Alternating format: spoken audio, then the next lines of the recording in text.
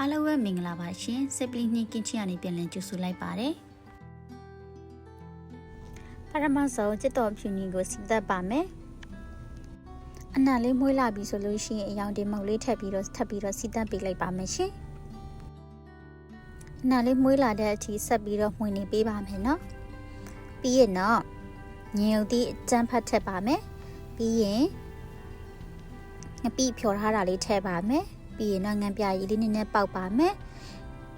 ပြီးရင်တော့ပဇော်ချမှုတ်လေးတွေကိုခုလိုတလောက်လေးထည့်ပါမယ်ရှင်ကောက်လောကမှွေပြီးွားပြီဆိုလို့ရှိရင်တော့ချင်မောင်လေးထည့်ပါမယ်ရှင်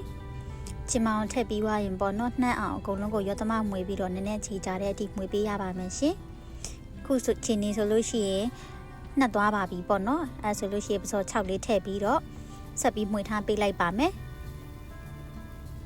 ခုဆိုရင်တော့ပဇော်6တိတ်ကောလုံးနှက်အောင်မှွေပြီးွားပြီဆိုလို့ရှိရင်မြင့်လေးကိုထည့်ပါမယ်မြင့်ကတော့ဒီမှာကျတော့ ready made လေးကိုထည့်ထားပါတယ်ပြီးရင်တော့သမအောင်မှွေလိုက်ပါမယ်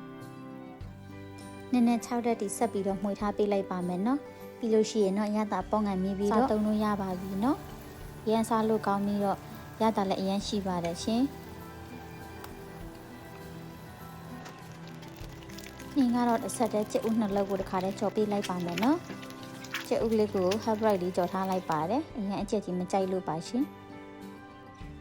ကဲအခုဆိုလို့ရှိရင်ချပါမြင့်ကြော်ရင်ရေတောက်လေးရဲ့ကျဥလေးရဲ့စင်သင်းဖြစ်ပြီးဆိုတော့ခမင်းစားဖို့ပြင်လိုက်ပါဦးမယ်နော်နောက်ထပ်ဗီဒီယိုမှာပြန်ပြီးတော့ဆုံတွေ့ကြပါမယ်နော်ကျေးဇူးအများကြီးတင်ပါတယ်ရှင်